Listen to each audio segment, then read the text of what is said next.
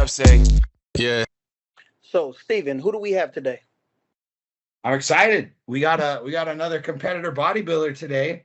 Someone I actually got to meet backstage at a national level show last year in Pittsburgh, and he caught me off guard. He's like, "Man, I never thought I'd be here." I was like, "Why is that?" Like, a couple years ago, I was homeless and strung out on drugs, and I was like, "What? I got to get this story." So, Man, been following this man, and he's a huge inspiration. And just seeing all been following you from Instagram, and I just want to tell you that I'm excited to hear your story. So, Shane Rodgers, tell us your story. I appreciate you guys inviting me on the show. Like I said, I love what you're doing, and Stephen, following your story and what you do all around the world, man, it's very respectable. And yeah, it was quite the experience being there at nationals. It was cool. You talk about like going places you never thought you'd go, and being places you never thought you'd be, and meeting people you never thought you'd meet. That was amazing for me. And like I said, I'll just touch on what you opened up with. I got my 6-year sobriety chip July 23rd. So just about a month ago, and so Congratulations. 6 years. Thanks, man. It's been a ride. So, So 6 years, 2 months ago, I was strung out on everything. If it went in a needle, if it would go up your nose, maybe you could smoke it, snort it, eat it, whatever. I did it. so Shane, before congratulations first of all on the sobriety. But before that, tell us where you're from. Tell us about your childhood. Where are you from? Yeah, so I'm from Mountain Home, Idaho. It's you can find it on the map. Good for you.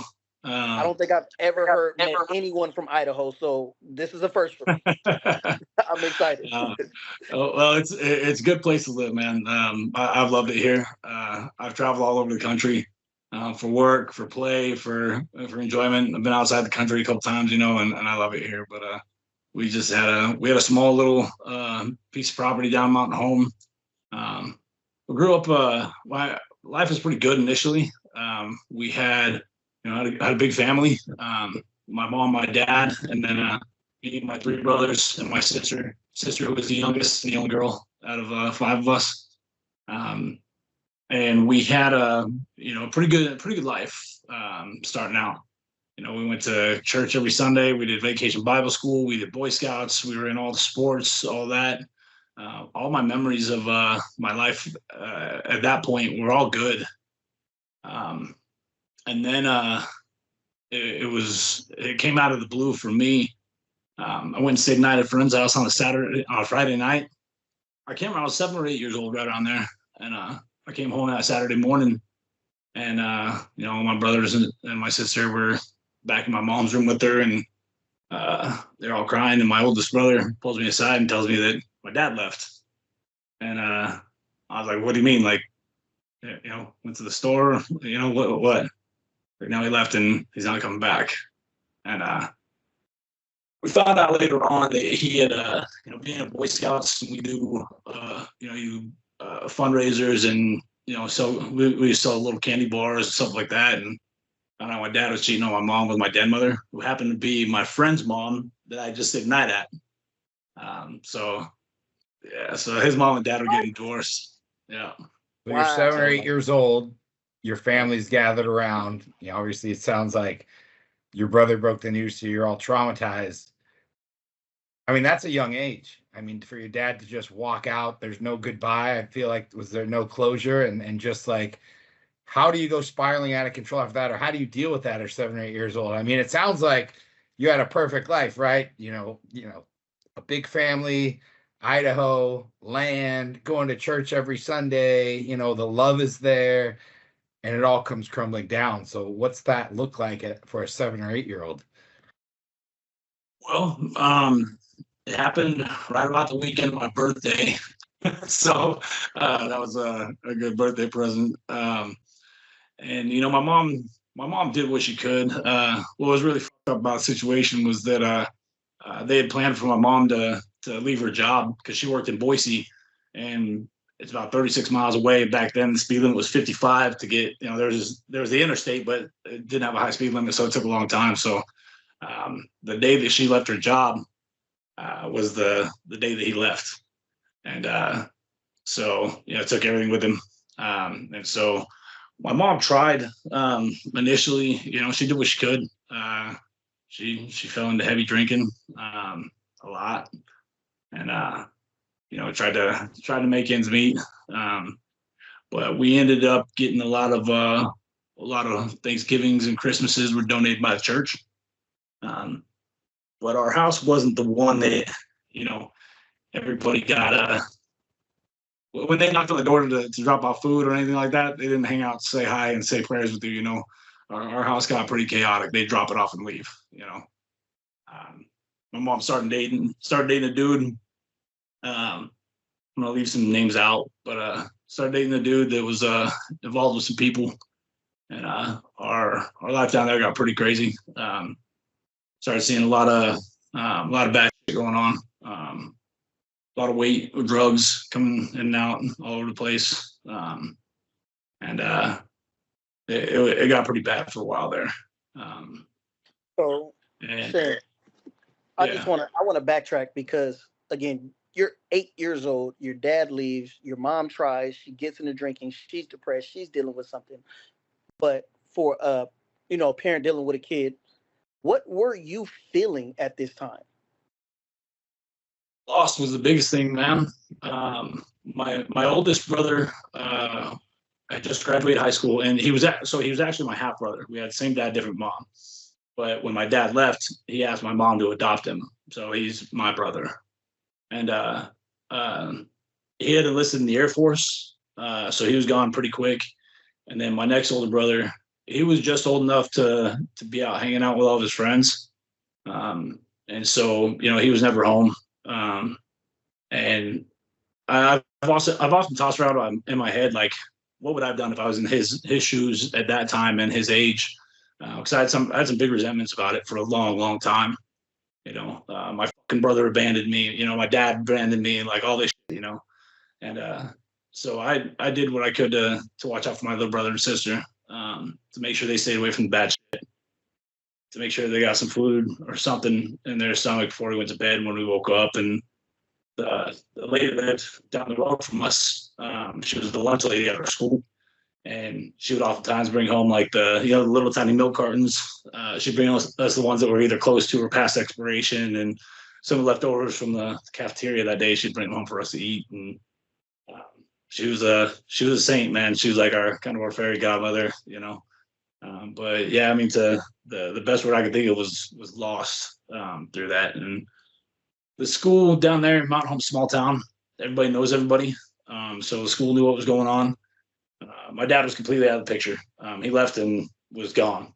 Not even like really gone. I mean, on the other side of town, but gone. So they put us in counseling and all that, but I shut down. I closed up. I didn't talk about nothing. All the shit that started happening at our house, I didn't talk about any of it. There were some more morals that were instilled in me to where you don't talk about what happens at the house. You don't talk about business. You don't talk about any of the bullshit. You just don't talk about it.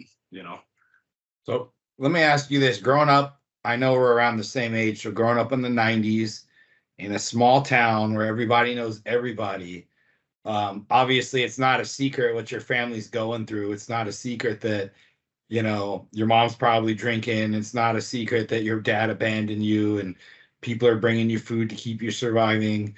Was there like an element of like, you said resentment, but I also feel like there's got to be like some embarrassment and shame, because it's not like you can hide it in this small town. Everyone knows you're on blast front and center on a platform from anyone, what this kid and what this family's going through, right?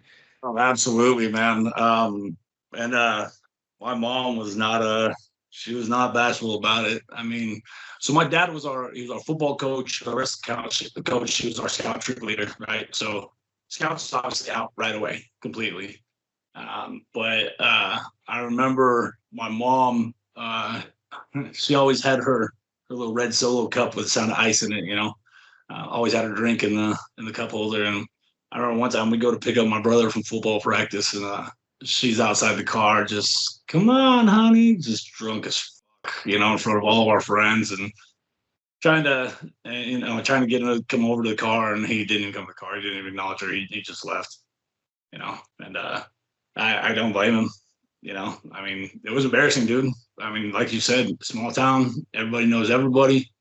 There was people they wanted to run their mouths, and so started fighting early and a lot. Especially since I had my little brother and sister, and people wanted to pick on them, and I wasn't just gonna sit by and watch it, so. So your shame and resentment kind of started to manifest into anger and violence, is what it sounds like. Absolutely, yeah. I mean, it was the best outlet, and we'd have these bonfires, we'd have these pit fires where all the guys that were coming to our house, all the guys that my family was hanging out with, we'd have a big bonfire and everybody be drinking. I mean, I started drinking early, so like 9, 10. And we'd have these pit fights where all the kids, they'd make us fight, got to toughen up, got to learn how to hold your own. Even if you got beat up, you kept going. You don't give in, all that crap, And so it was different. It was an experience, Yeah. So let's fast forward now. How does, obviously, abandonment, angry teenager, shame, fighting, how does that progress into the downward spiral of drugs? Or how are you introduced to it, or who introduces it to you? Because it sounds like you're like the town pariah, right? You're probably, and I don't even know if you were this big always, a big scary dude, but you're a violent, angry teenager. How does this progress into drug use and so on and so forth? Well, so the drug use started at a very young age, and the way it started was there was one time there was a party going on, and somebody was a friend of a friend, and trying to keep this vague but specific. Somebody was around our house a lot, who was a friend of mine, but was much older. I looked up to him. He would take me dirt biking and stuff like that. And make a long story short, I got raped that night, and it went on for a while. And I'd fight him. He's bigger than I was, and he found out that the more he fed me, the less I fought. So I started doing coke at a young age. I got introduced to painkillers at a young age. How old, may I ask? Started at 9. Coke was 10. Alcohol and weed was 9.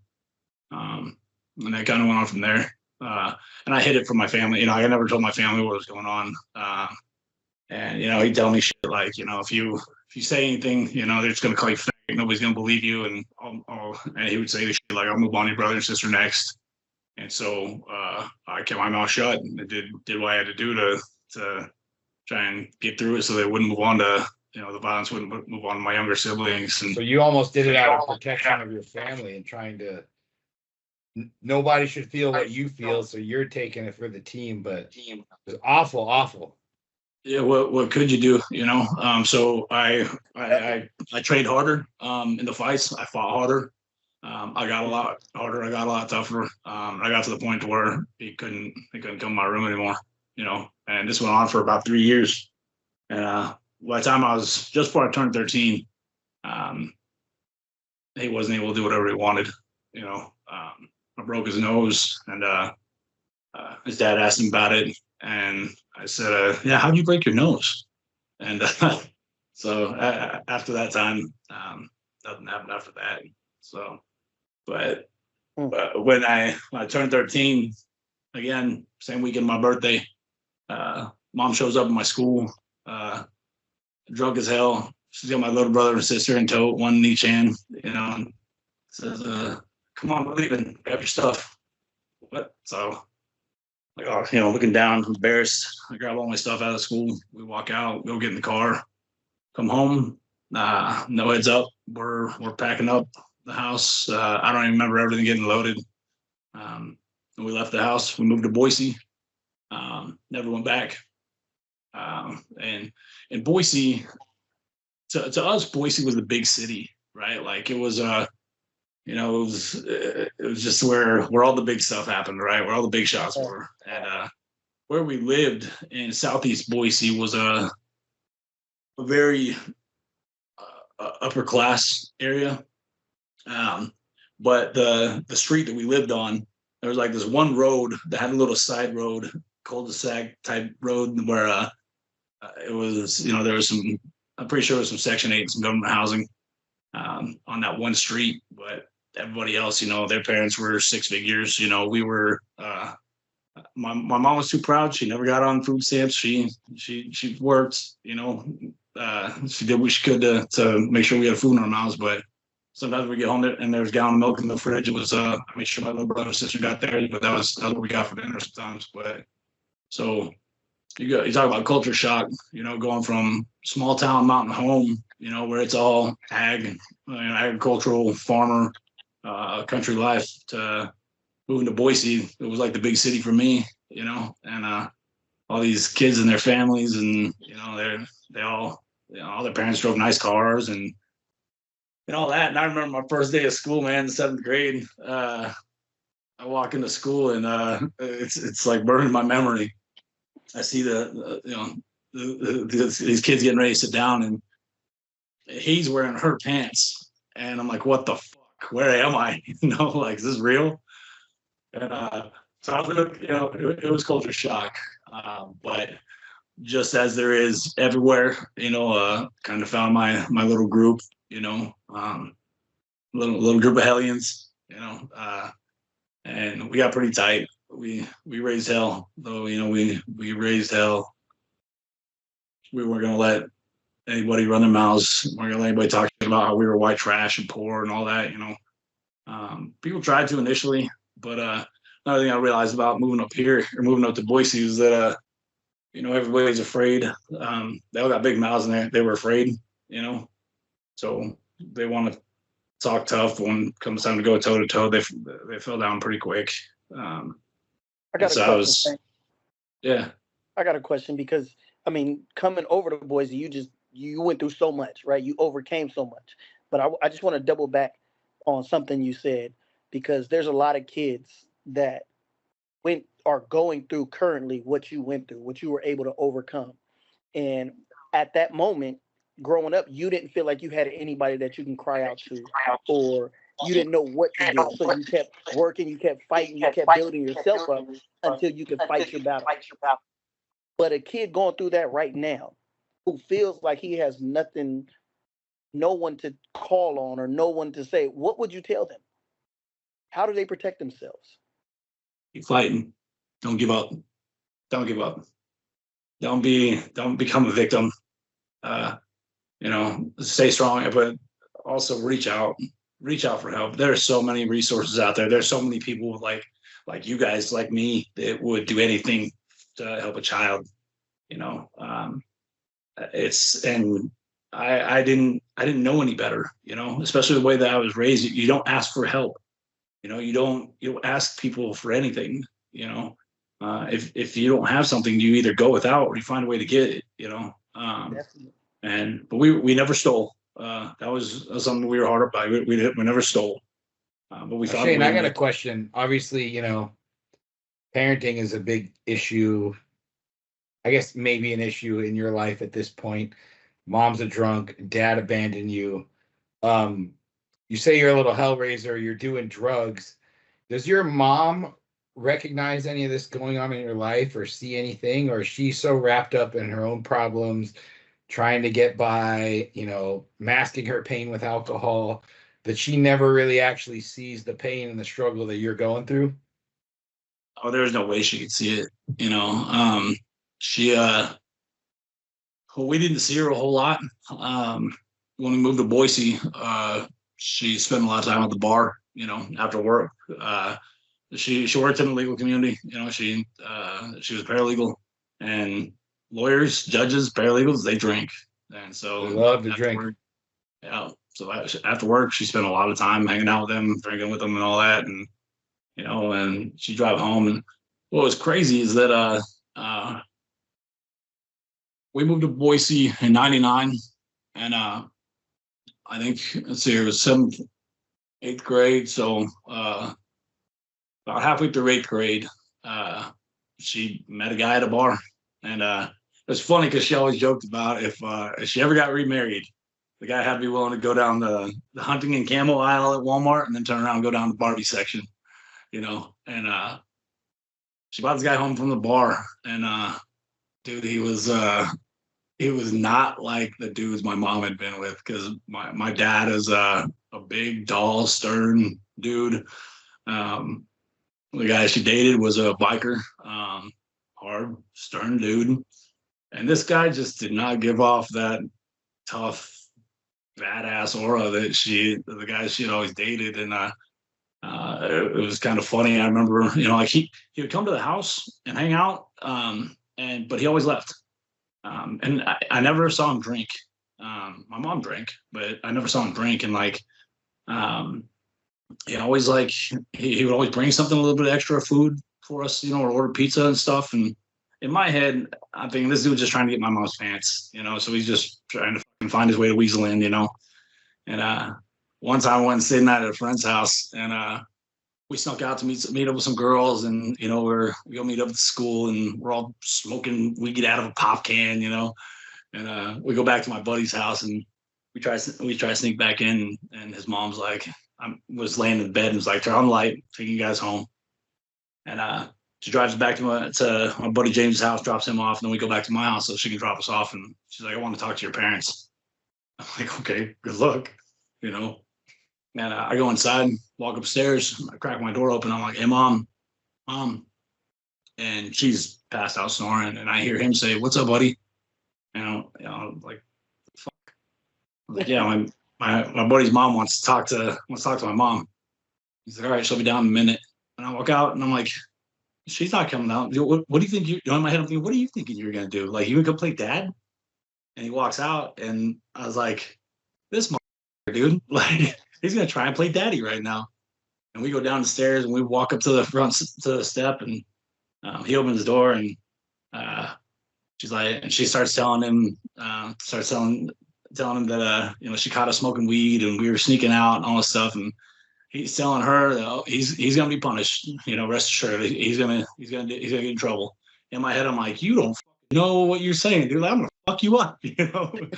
And I'm like, you know, I think in my head, you want to play dad? You'll see what it's like, you know. And he shuts the door, and I'm waiting for him to say something stupid, and he says, I don't think we need to tell your mom about this. And I'm like, all right, you know. And that man ended up being the dad that I never had. Him and my mom got married, and she quit drinking. She quit all the crazy shit. So did this man bring stability to the household? And you said that the father you never had brings stability to your life. So that kind of delay and maybe get you back on the straight and narrow for a minute, or what happened? No. I would like to say that it did, but no. I was already set in my path, man. By that time, I was like 16 years old. You know, we had moved from every time we moved, it was during a pretty crucial period in a young man's life. You know, we moved from Mountain Home to Boise when I was 13, and then right when I was starting freshman year, we moved out to Meridian, which isn't far. It's a suburb of Boise, and you know, I played football and wrestled and all that, but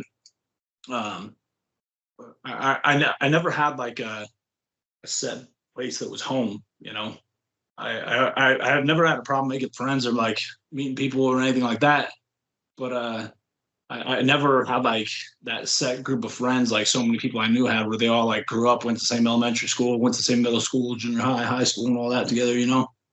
And so that was something that kind of always messed with me. I was always I wasn't going to do whatever it took to fit in, but I always wanted to fit in, you know. So I let my crazier side ride, and the drugs never stopped, never slowed down. Well, when we moved to Boise, mostly because of a lack of supply, you know, it just switched to weed and drinking for a while. And then when we moved to Meridian, And I met some other people that liked to party as hard as I did. And we started getting the ecstasy and coke and all that, and the pills of all sorts. And I got really good at wrestling. I did pretty damn decent at football. And to answer your question from before, I was not a big kid. I cut to 140s from like 146 to wrestle. I wrestled my senior year at 152 without cutting weight. I didn't get over 6 foot until I was like 23, 24, something like that. But what are you, like 260 now? Oh God, dude, I wish, man. I'm like sitting right in the 235 range, something like that. That's still 80 pounds since high school. Yeah. Awesome.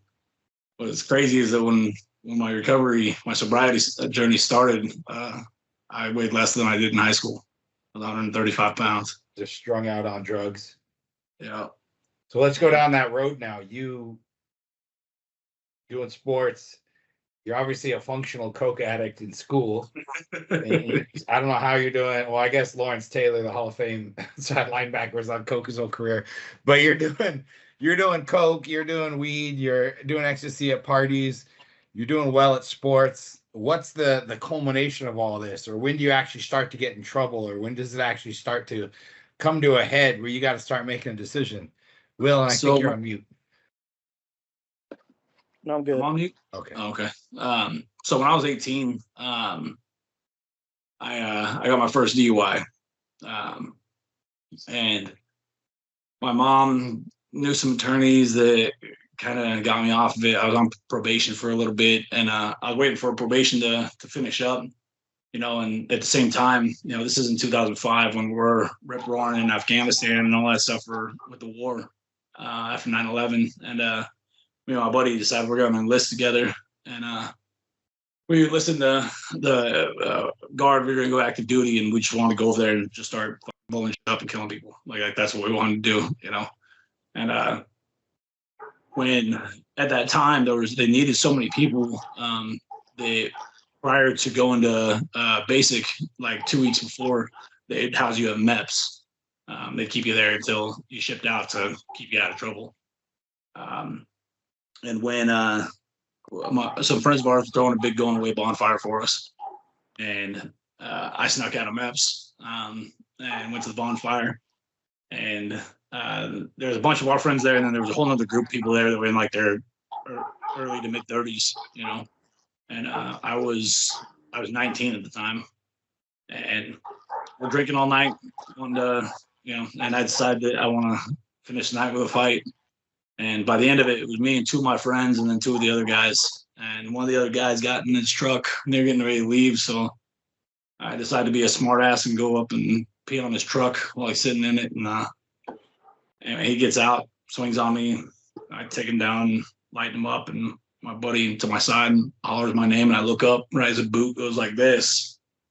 And I took lean over, ankle pick him and light him up. And this is back in the days of MySpace, right? When we got there, those guys were trying to be responsible, and they asked, "Hey, do you guys have any IDs?" And my smart ass pulls out my ID that says, "Yeah, I'm 19," and shows it to him. And anyway, I didn't realize how far I had gone with fighting those guys. They both went to the hospital. One had a broken jaw and broken collarbone, and the other one had a broken nose and a broken auricle socket.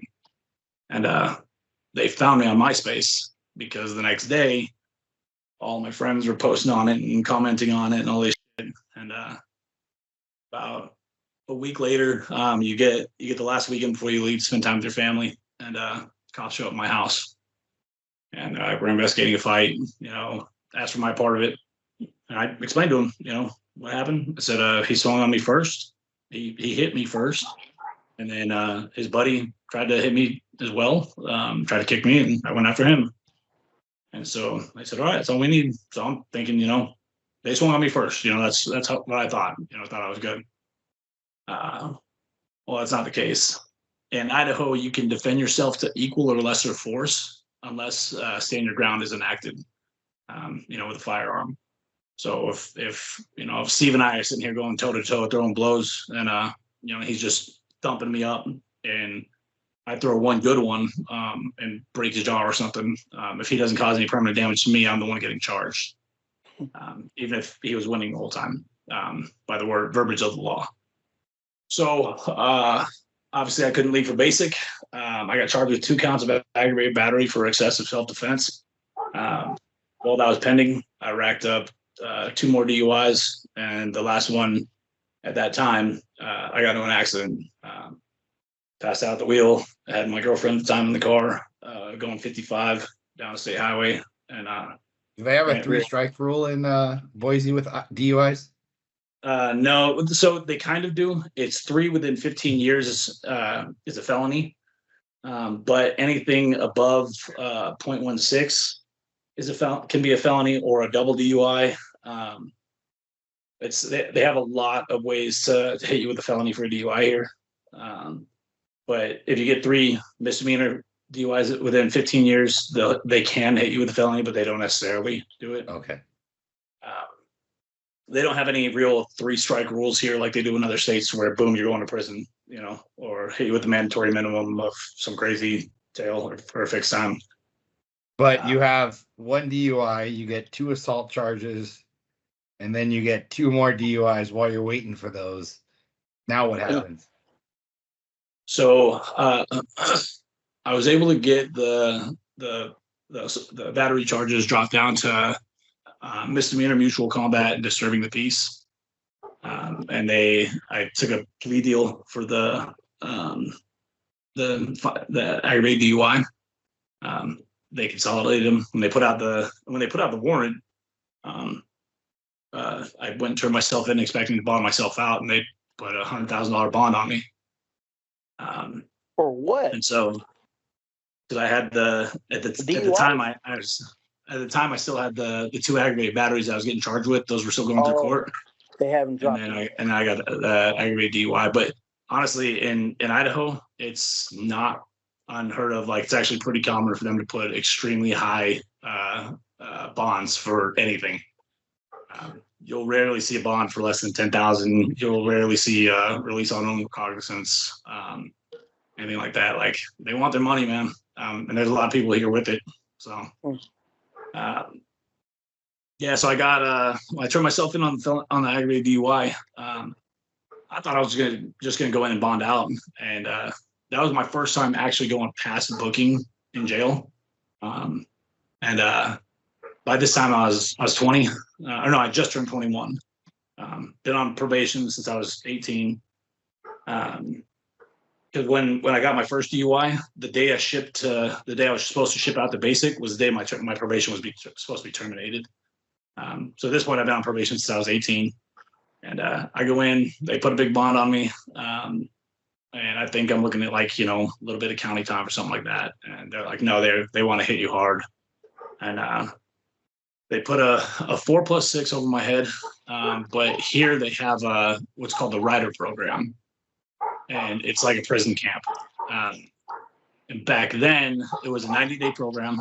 You had to wait in county till they had room out of the prison to take you there. And then you go there. You go to classification, wait to get classified. And all that shit. You can be there for a month, 2 months waiting for that. And then you get sent up to the compound. It's an old radar station up in northern Idaho. They turned into a prison. And the area is actually really beautiful. You're up in the trees, up in the mountains. There's birds, there's deer, and all that. Air back then, yeah. There's no locked doors on the compound except for the security offices. And back then, they just had one single strand of barbed wire going around the whole thing, and that was just to keep the cattle out. So in a way, it was like a high intensity, high security rehab in a way, but they had a lot of rules, man. And the program itself is supposed to be 90 days once you started it on compound. You do that, you get out, you do well, your sentence is suspended over your head. And then you stay out of trouble for a while, and then they release you if you follow the rules. So I went up there, and it was military style. You had to march, you had to call cadence, you had to go through inspection every day, all that stuff. And so I kind of got a taste of boot camp, just without all the perks. And they did my program, got out, and when I got out, started dating this girl that I knew from high school, and I was only out for about a month, and I got violated for throwing a party because I hit the ground running. You know, I thought I was gonna be able to get away with everything, and I wasn't. So they sent me back, and when I went back the second time, they sent me to do another rider, and when I got out there, by this time, like the prison was so overrun that they had to start warehousing inmates, and which is actually against the law. But they take basically an old hangar bay, and they put a piece of red tape right down the center of it, and they have the riders on one side and the timers on the other side. And when I got there, there was this kid there. He just looked young, soft, weak. You know, and I kind of looked out for him a little bit. And when, you know, and by this time I got, especially from what I was doing on the streets, because prior to that, like I was all below all that shit, I was selling all of it, doing all of it, you know. And I had gotten connected with some serious players. And when I got out there, you know, I started running into everybody, right? Because no drug dealer has an actual 401k retirement plan. You know, it all involves prison or death. And so I run into all them, and they're like, "Hey, do you know what that kid's in here for?" And I'm like, "No." It looks like he's like 15. So he's got a sex beef. And I'm like, well, it can't be anything that bad. If anything, it's got to be stat, right? Like, or, you know, he was underage and had sex with his girlfriend, and his girlfriend's mom called the cops because, like, here in Idaho, the way it used to be is that was illegal. And so I wasn't gonna bust his balls too bad. And I'm like, no, man, it's a dirty one. So once the guys filled me in, this kid's name was Louisville.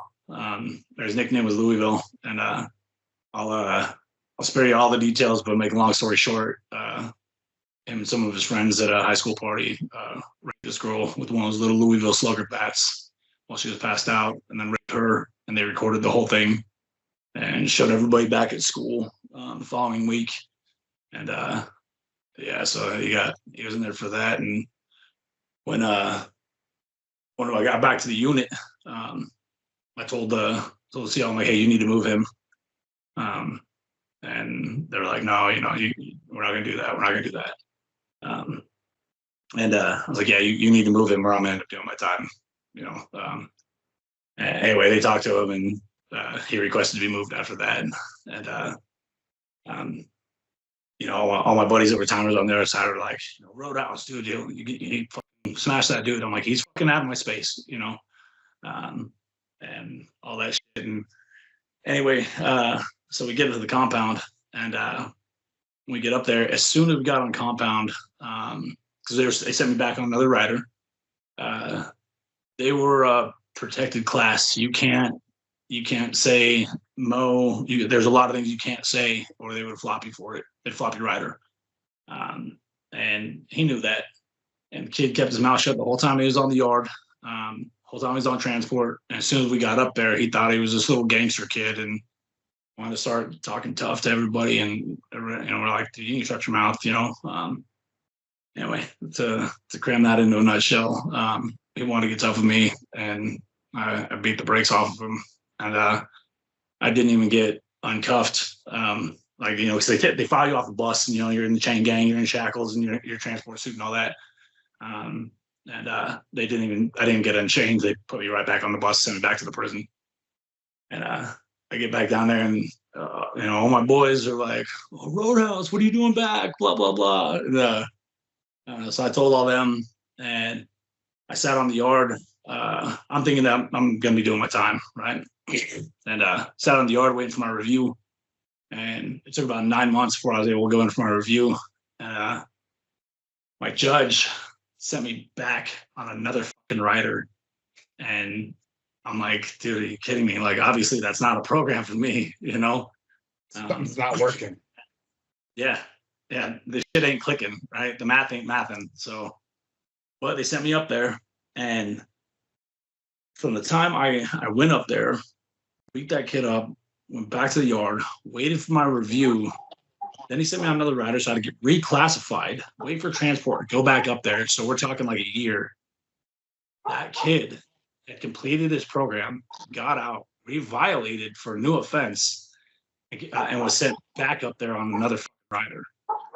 And as soon as he was he saw me getting off the transport bus, because when the transport bus shows up, everybody's gawking, everybody's looking to see who it is. And he went and told the sergeant that he saw me on the compound and he had me on his protection list. So they took me off compound, put me back on the bus, so back to the yard, and they had me do my rider in the yard. So that was. So it sounds like you were going through a lot at this time. Back on the bus, get off the bus, whoop some ass, get off the bus, like back and forth, and all this time, you were still, had the same mindset. Like I'm hitting the ground running. You said you got out the first time and you went right back to it. So what is your mindset at some point? At what point do you say, you know what, I don't like this life, or do you delve deeper into it? Deeper into it. I never got out of it. I mean, the whole time I was locked up, dude, I was shuffling and hustling. The Roadhouse, my Instagram, the nickname, that all came from when after I got my car accident, I broke my femur and my pelvis. And when I was in county waiting my charges, I got out for furloughs every Thursday. I'd get out for 4 hours at a time. And I'd pull the shaft out of the bottom of my crutches and load it up with all kinds of shit, chew, pills, you name it. And we come back in, go back in the cell, open it up, and make my hustle. And I had my crutches for transport out, but when I was in the cell block, I was in my wheelchair, and that was my first time ever going down. Like I was saying, like backing up a little bit, and sitting there playing cards with this dude, and this dude's just peeling me in poker, and slapped my cards down, and I didn't understand what I was saying. Right, I slapped cards down, my fucking punk, and he's like, what'd you say to me? The fuck you call me? And it didn't register what I was saying to him. I'm trying to think, and I was like, I don't know what I say. Did you fucking call me a punk? And I was like, yeah. And he reaches across the table and slaps me. And I pull myself across the table and landed on top of him and just start fucking thumping him. And they came over there and maced us, pulled us apart. And on TV, everybody was watching Roadhouse. And so as they're dragging him out, they're like, oh, you just got fucking Roadhouse by a dude in a wheelchair, blah, blah, blah. So that's where the nickname came from. And it just stuck, man. It followed me everywhere. So let's fast forward about, you're in it deep. I mean, you're stuffing your crutches full of drugs and coming back and selling and using. What was the aha moment or the moment in your life that led you to go down a better path, a path of sobriety, or a path of like, I'm over this, I'm the problem, I'm tired of myself? What was the moment that got you there to where you are now the Shane Rodgers we're interviewing today? Well, fast forward through my 20s, because it was a bunch of the same bullshit. And when I got out the last time, the girl that I started dating, when I got off my first rider, we stayed together. We got married. We bought a house. I had a great job. We were building a beautiful life. I was still prescribed my Percocet and fentanyl because I had nerve damage, and I was prescribed Adderall. So I was staying up, and I was drinking the whole time, but I was functioning, right? And we had made plans to have kids. We picked out names and all that. And one day she said she didn't want to have kids, and that fucked me up. This is after being together for like 7 years. Because I want to be a dad more than anything in my entire life. And I've never even had so much as a scare. And so that set me down the spiral even further. And that's when I started putting everything in needles and going dark. And I got another fucking DUI when I was 30. It was a bunk ass DUI. I didn't even blow over the limit. The guy didn't have it calibrated. And after hiring an attorney, the officer that wrote the DUI had been fired from the force. But at that point, I was on parole. And they said they offered me a deal. I could either plead guilty to the new charge, set up another restart, 10 years probation, with no jail time, or they could pull my previous street time and impose my previous sentence of 6 years. 6 years left. Well, 6.5 years left. And they made it clear they would make sure the board wouldn't release me at my parole date. So I said, fuck it, plead guilty to it. I went to court expecting to go home. Nope. They locked me up for another year, and I spent that whole year I was so fucking angry, dude. I felt like I got done so dirty that the only way they would let me go in the general population was if I was on this cocktail of lithium, thorazine, Klonopin, Effexor, and Remeron. And so I was just a zombie. Sedative, right? Yeah, I was just a zombie, just shuffling, doing the truffle shuffle through my time. And so when I got out, while I was locked up that last time, went through my divorce. So when I got out, and we had a lot of property, we had a lot of assets. I got out with a lot of money in the bank account, like $60,000, and it was gone within the first 3 months. I had a needle in my arm within the first 12 hours of getting released. But I never applied myself to any programs.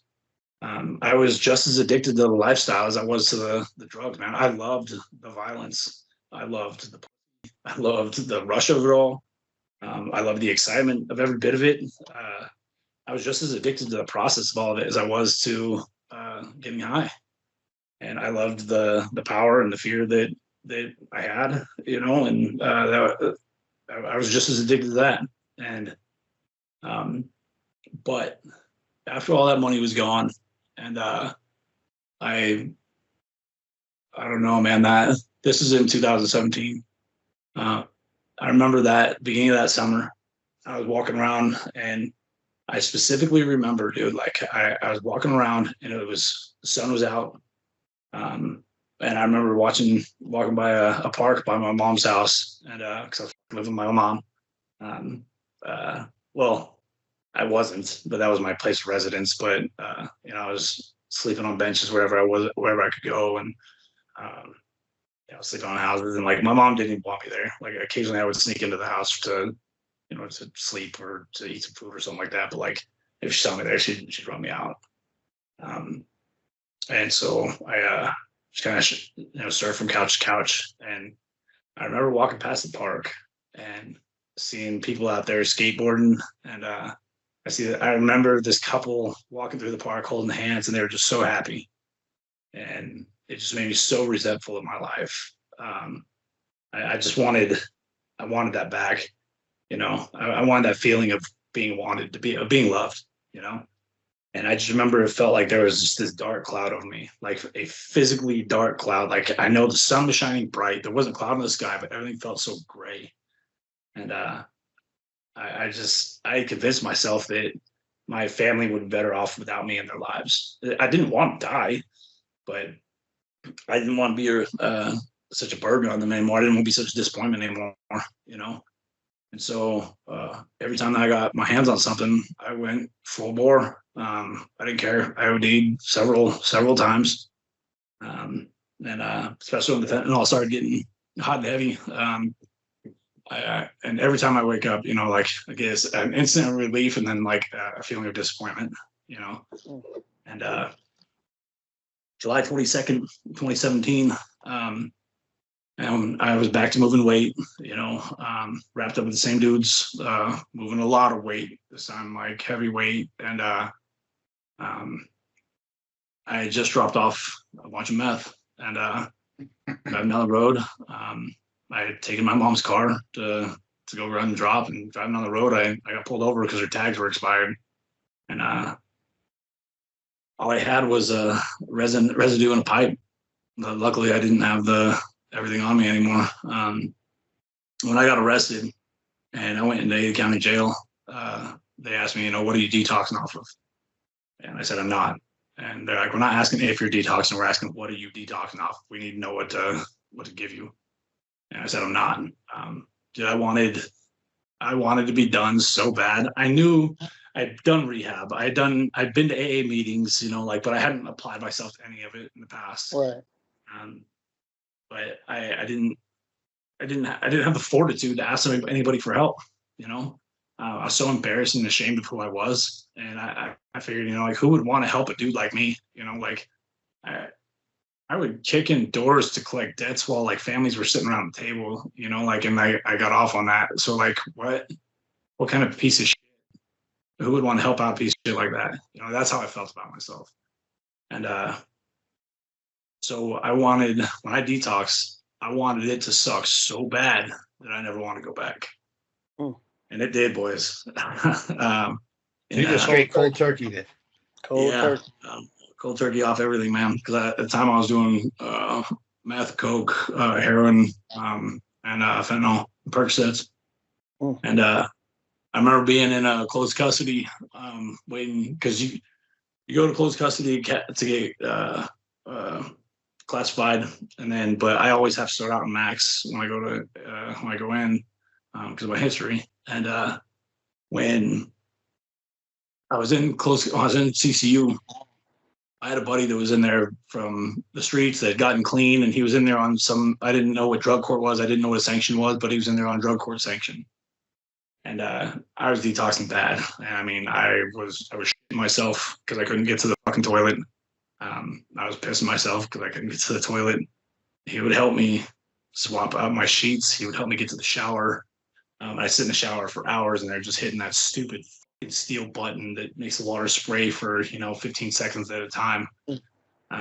Through all that, and then I got rolled out of there. And I remember when I started coming to a little bit in Max, they have a scale in the day room.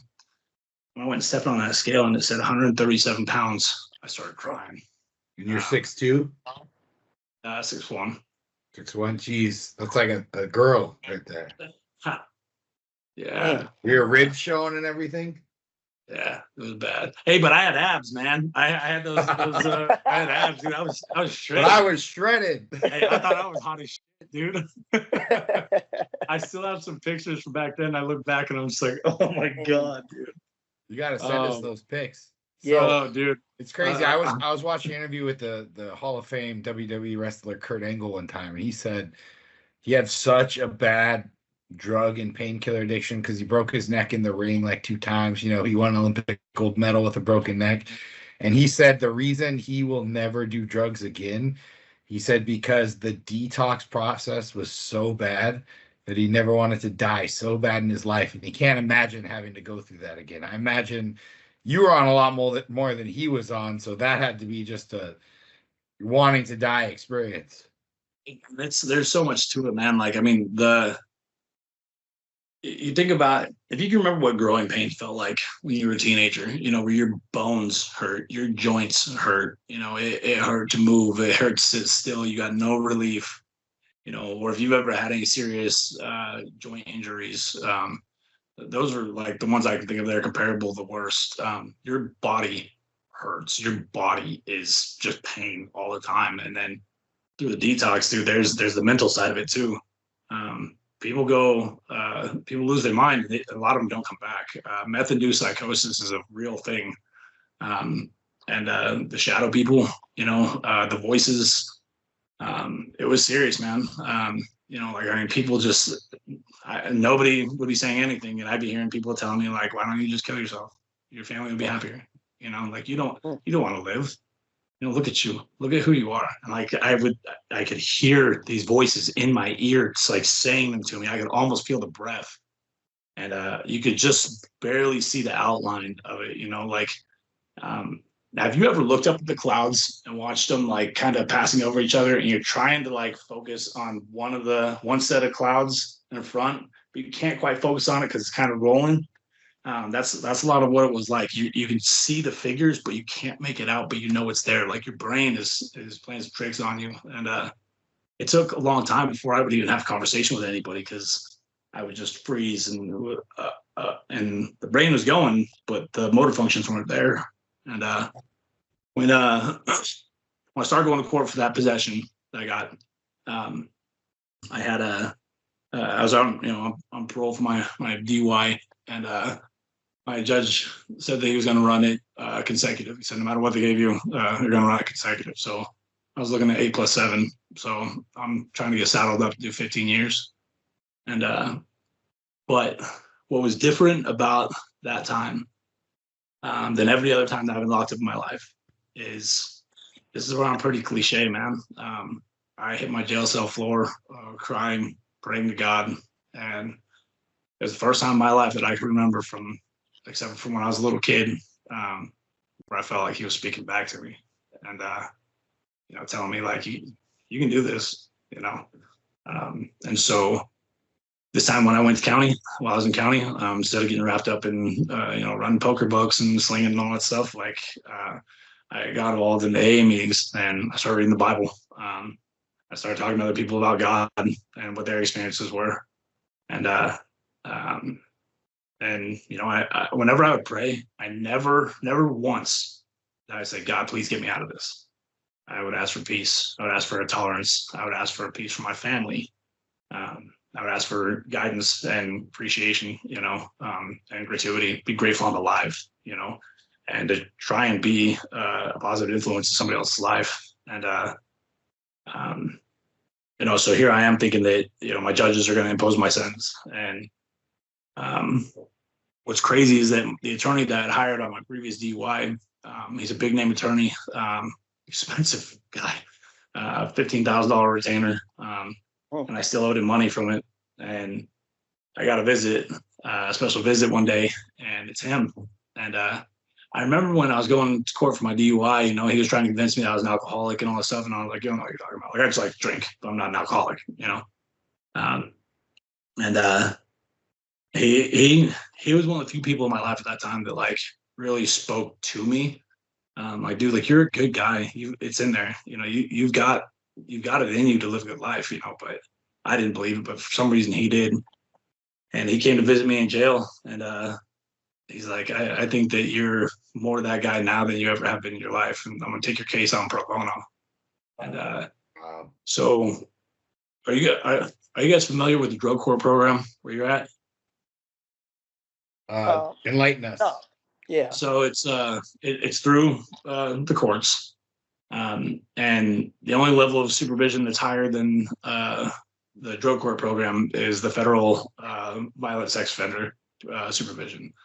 They monitor everything that you do. They're watching your social media. They will do surprise phone checks. They will give you a no contact order with all social media. They'll give you no contact order with all men, all women. They will tell you can't go to the gym. They will tell you can only shit twice a day at 7:47 in the morning and 6:55 at night, and that's when you get to go. You're living at home during all this, but if they show up during those times and you're not doing that at that time, they will violate you and send you back. And anyway, so people started talking to me about that. But in order to get into drug court, you can't have violent history. You can't have any history of drug distribution. Or anything like that. Everything that you have. Pretty much. And so we knew it was a long shot, but my attorney still wanted me to get screened for it. And it's okay, we can do the screening, but while that's going on, like, I'm going to stay here, like, in my focus of going to do my time, and I got screened and I got accepted. And then I was supposed to get released on the Monday after Thanksgiving that year. And I got a visit the Wednesday before Thanksgiving, and they told me that they screened me again and I got denied. The judge's name was Judge Copsey. There's 4 different drug courtrooms and 4 different judges. And she said that after looking through my case more, there's too much violence, there's too much affiliations, they weren't going to accept me. And so I had to resaddle up. I had just gotten myself ready. I told my family I'm coming home on Monday. I had to resaddle up and get ready to, sucking that upper lip, and get ready to do my time. But I wasn't going to ruin my family's Thanksgiving. I was going to wait until after the weekend to tell them. And then I get another special visit on Sunday. And I don't know if you guys have ever been in county or in prison or jail, but when you get a special visit after hours on a weekend, it's usually something shady. And so I had been waiting for investigation from one of my, from all my dealings on the street to happen, because some people I was running around with were getting caught. So I was waiting for the day when when the feds were going to come talk to me. And so to get a special visit Sunday evening after hours, and I'm in my head, I'm like, all right, here's what's coming. You know, I ask God for patience. I ask for tolerance. So, you know, I need to have some tolerance and take some responsibility for what I did, you know. And it's my attorney.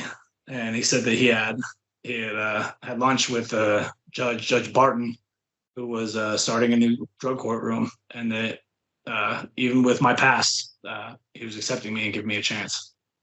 And I got out, man, and I hit the ground running. I got fully involved in AA. I got completely involved in the drug court program. I struggled at the beginning because I wasn't, you know, I wasn't all about following every rule right out the gate. What was the toughest part about that? Fuck, man. The thing that I needed most in my life was something I didn't know that I need so bad, and that was structure. I needed somebody else to tell me how to live my life, because me doing it on my terms obviously was the wrong way every time, you know. Now you're a bodybuilder. Your life is full of structure. Yeah, you know, and it's been a crazy ride, man. And I still go to AA. I still sponsor guys in AA. I still stay involved in it as much as I possibly can. This past year has been a roller coaster for me. You know, Chelsea and I, we were married, and one of the things that when a drunk asshole gets sober, if he doesn't do anything about it, he's still an asshole, right? Well, there's a lot of work to be done to not just repair the damage that we've done through our addiction and all that, but to kind of rebuild who we are, and to work on the character defects that we had. And we had been married for about a year, and shortly after nationals last year, I had an affair. And I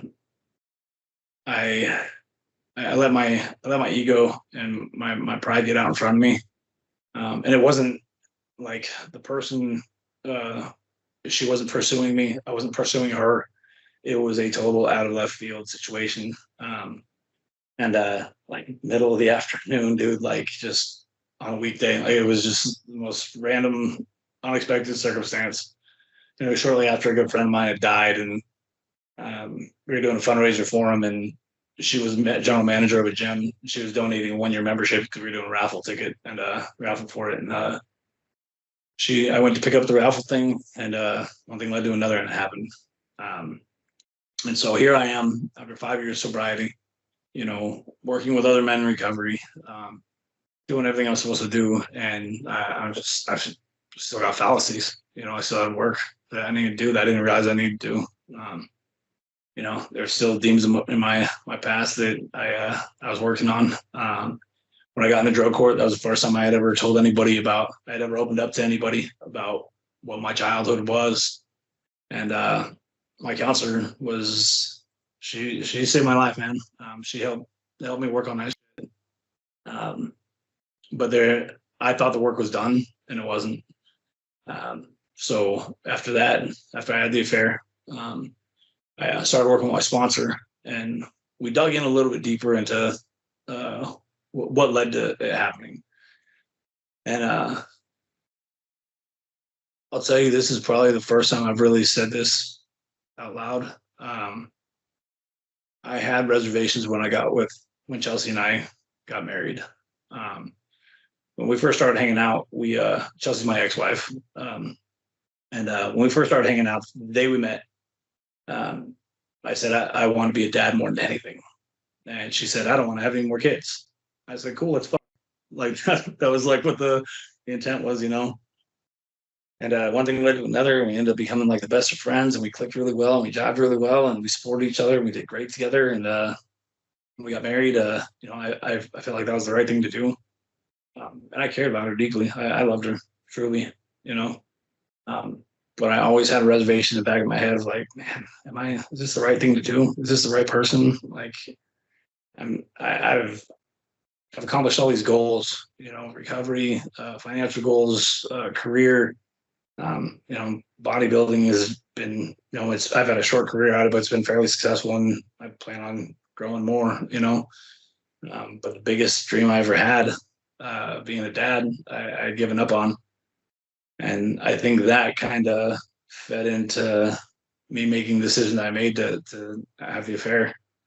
And can I say something? So I want to say, like, I'm proud of you for having the self-realization, actualization to even talk about this, but the fact that you got help afterwards. And it sounds like, and I hear this a lot with couples, so we're not justifying your actions by any means. I lost an engagement for my stupidity of cheating as well. But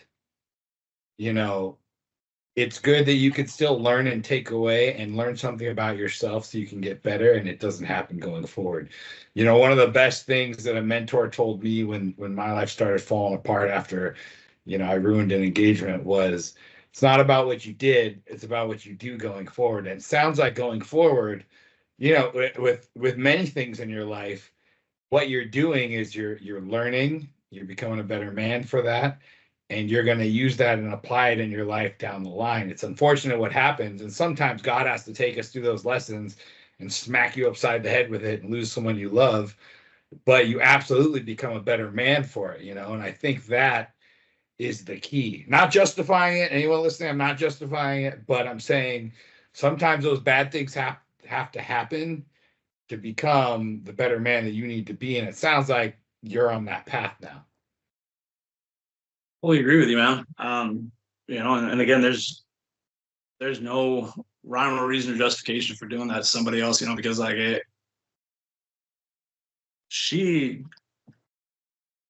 the person she became through our divorce, I mean, like she got a pro card, and this year was her pro debut, and she's been killing it, like she's got sponsorships, she's tied into big names, and she's doing great. And like, I could not be more proud of her, because I mean, just about anybody else I would have known, it would have ended at least their season, but she went the opposite direction. She dug her heels in, she grinded her ass off, she's been killing it, but the thing I always needed to do the most in my life was the number one thing I never did, and that was ask for help. When I was a kid, I didn't ask for help. As I got older, I didn't ask for help. When I was struggling with my addiction, I didn't ask for help.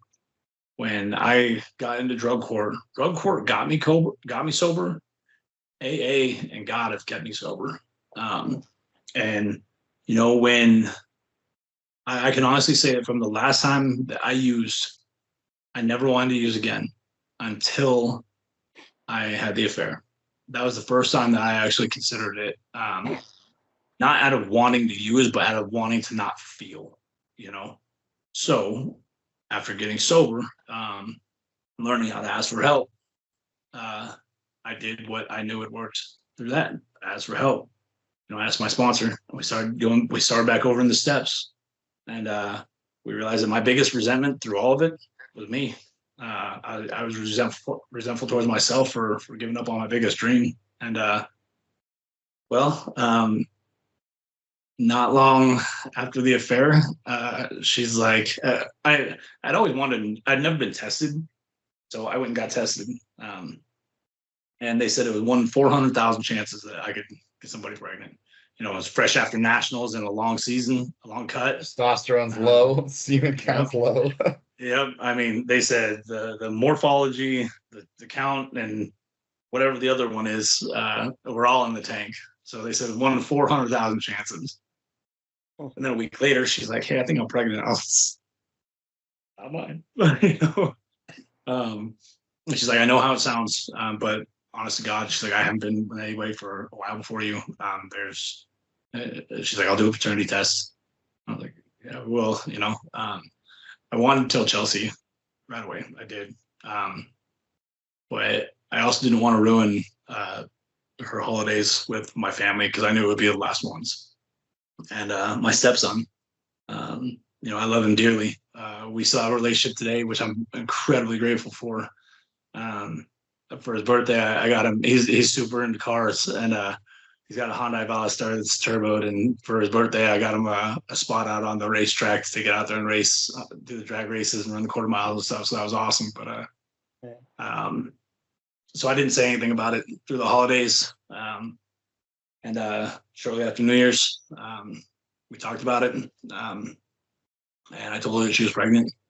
And we did the paternity test. And like every bit of me hoped it would come back saying it was mine. But equally didn't think that there was a chance, because I had never even had a scare voice. Like I had never even had somebody be like, hey, I'm late on my period, you know. And when that paternity test came back, I couldn't even open it. My best friend Mike, I've been talking about everything, and he's texting me every day, middle afternoon. Hey, did you get the mail? Did it come? Did it come? Did it come? And finally, I told him, yeah.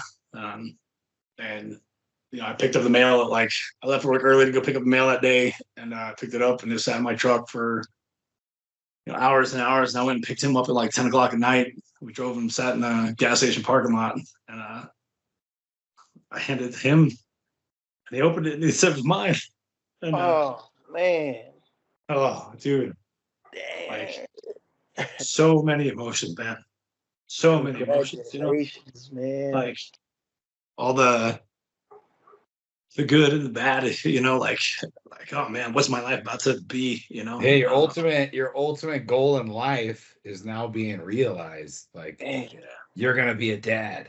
So obviously it was under different circumstances, but at the end of the day, we know a child is the biggest blessing from God and the biggest blessing that can happen in your life. And I've been seeing your Instagram posting your child. Tell me about, the blessing that God's given you of a child. Dude, he's taking over my feed, bro. And I'll be honest. I mean, I thank God every day that he waited till now to give me this gift, and not years ago when I was stuck in my muck. Could be an absent parent or just a terrible father, but deadbeat dad turn out to be like my dad. That was my biggest fear, that I would always turn out to be like my dad. That was my number one fear in life, but I had never had kids, so I never had the opportunity to fuck it up right. But God had a plan.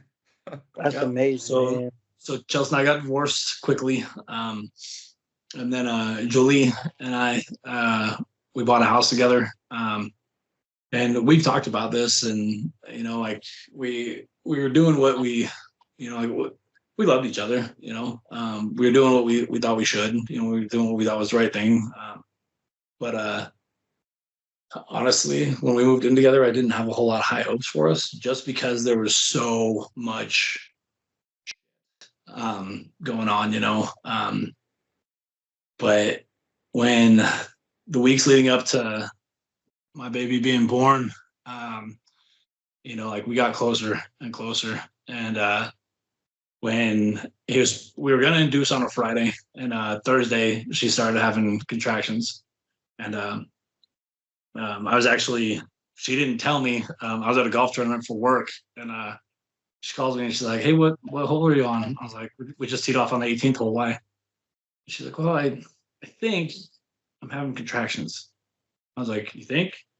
She's like, I think I'm having contractions. She's like, he might be coming. I'm like, he might be coming? He might be coming. Finish this round. I'm on the 18th. We didn't finish the round, dude. I left my clubs on the course. Like I told my boys what was going on. Yeah, I'm joking. I'm out of here. We all jumped in the carts, went screaming across the golf course to the truck. I hop in the truck, go, haul ass home, pick her up. We go down to the hospital, check her, and she's dilated, but not enough to admit. And we live in Nampa, and from Nampa to the hospital in Boise, it's about 35, 40 minutes. And we were down there about 3:30, 4 o'clock.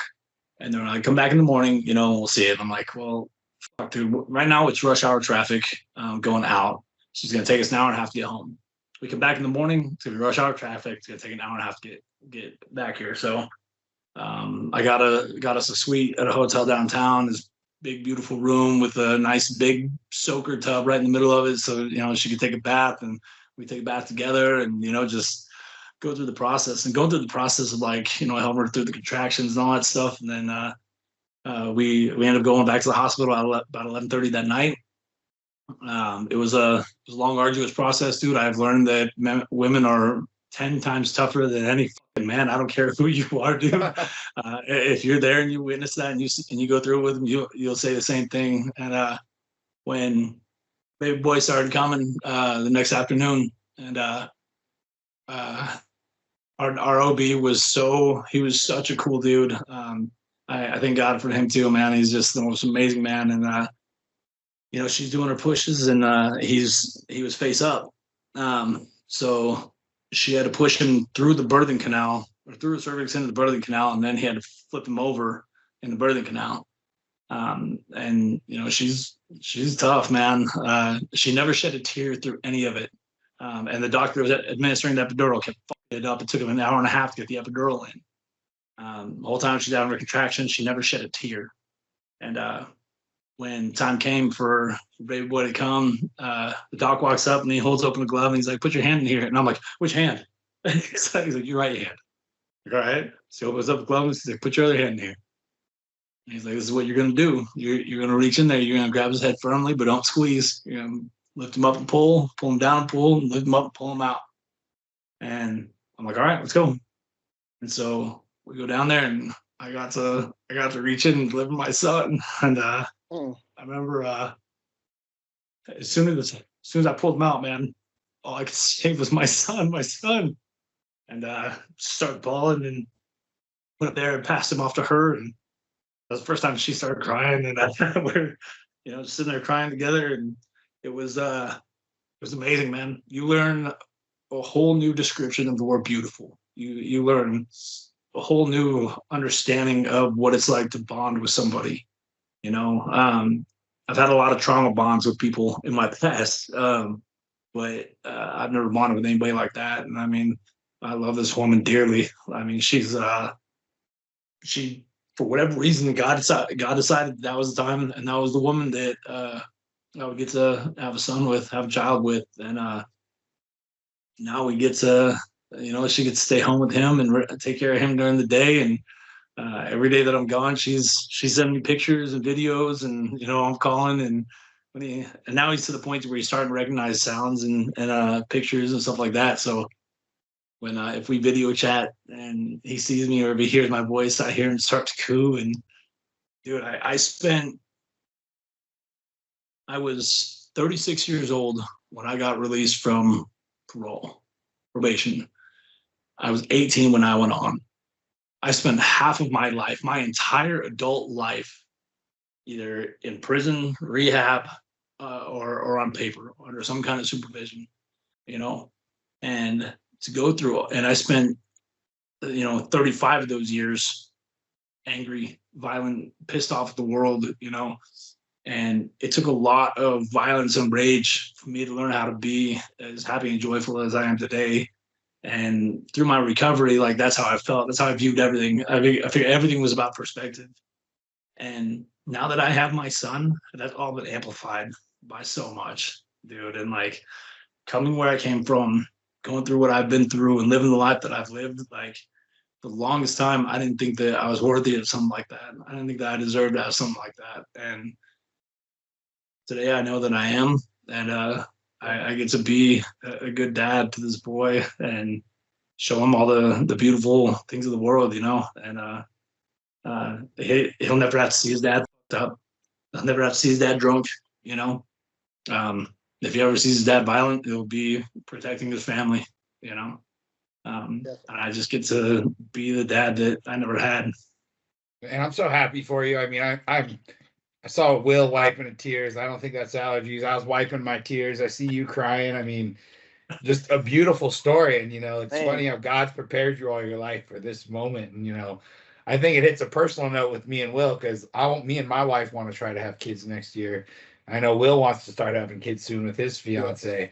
And it's like, man, what a beautiful moment that I want to experience. Like, just being a dad. And, I hear a whole new chamber opens up in your heart, the love you didn't even know you could give, because now you have this child that's, just helpless, and you're in charge of it. And it's just like, man, it's so cool to see.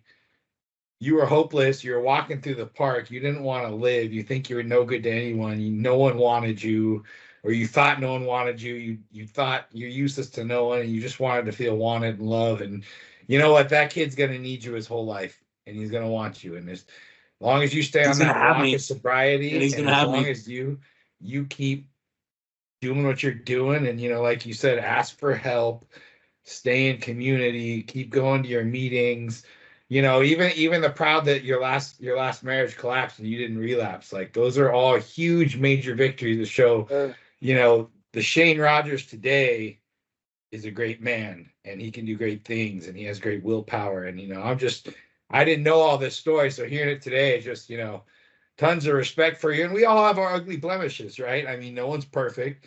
Your son, even telling your son, like, hey, this was me and this is what I want you to go through is an amazing testimony to tell your son, because he's going to see the man his dad is today, not the man who his dad was. And those things just, man, I'm speechless. I'm just so happy for you. Blown away. I pray for both of you guys, man, that you get to experience it. Yeah. Definitely, man. I appreciate you so much for sharing this story. And I know this story is going to help so many people. From the beginning, I've been at a loss for words, and I'm very, very rarely am I at a loss for words, because every single part of your journey has been mind blowing. The things that you overcome to the man you are today, from a person who's always like hearing your parts of your story is like, I relate to it because I've always wanted to be a dad. I never grew up wanting to be, a fireman or, an actor or no real dream except for being a father. That's been my only dream. And I'm hearing that in you. And so to hear that you got that blessing and see the tears, allergies is popping up in here. But man, I'm extremely, extremely happy for you. And I'm blessed to have heard your story, and I mean, the last thing I want to say is Roadhouse. So Shane, how can people reach out to you if they have any questions? And then before you leave, how can they reach out? And then some advice for people who are struggling. So, I mean, you can always reach out to me on Instagram. I actually got to look up the name right now because I think I think it is what it is. It's just if you look up Shane Rodgers, ShaneRodgers 2571, and it'll say Roadhouse on there. That's my Instagram. It's if you reach out to me, and I will always respond. And in the AA community, we have phone lists that we put our numbers on. And my ringer look at is this always picture. Oh. With the sun. Look at that picture. That's happiness right there. That is, dude. It is, man. And I can't believe I get to live this life now, But when I first started going to meetings, man, I hated all the cliche sayings, like easy does it, one day at a time, all that shit. But there's one that's stuck with me, and it's that if you forget where you came from, you'll go back, because that's what we've always known, so that, and reach out. I mean, I don't care who you are. I don't care what you have going on in your life. I don't care if you have the needle loaded, or if you've already made the phone call to your plug to come over or whatever. I don't care if you've already paid for it. I'll send you the money to reimburse it, dude. Like, don't do it. Reach out. It's and all it takes is a phone call. You got to learn to ride the waves. That's the way I've looked at it. When the urges come, when the cravings come, you got to look at them like a wave, right? The tide, things are calm for a second, the tide starts to go out, and then you see the big wave coming at you, and you can either fight the wave and try and go against the current and know that it's going to hit you, it's going to tumble you around, it's going to slam you into the ground, you're going to beat your head, you're going to be struggling for water and air, you're going to be reaching around for somebody to pull you out of it, and eventually you're going to slam against the shores and it's going to chill a little bit. Or you can get up on that board and ride the wave, knowing that it's going to settle you nice and easy on that beach, and just ride the wave. Know that the hard times are going to subside. The hard shit doesn't stay hard forever.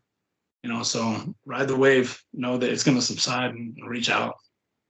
Yes, one thing I want to say too about reaching out, I think everyone's scared, or they're scared to bug someone, or they're scared to offend someone. I had a buddy the other day.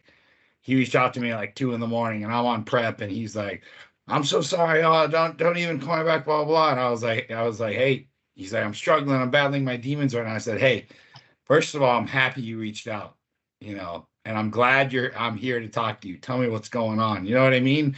Because I'd rather have my friend here than do something stupid. I'd rather lose sleep.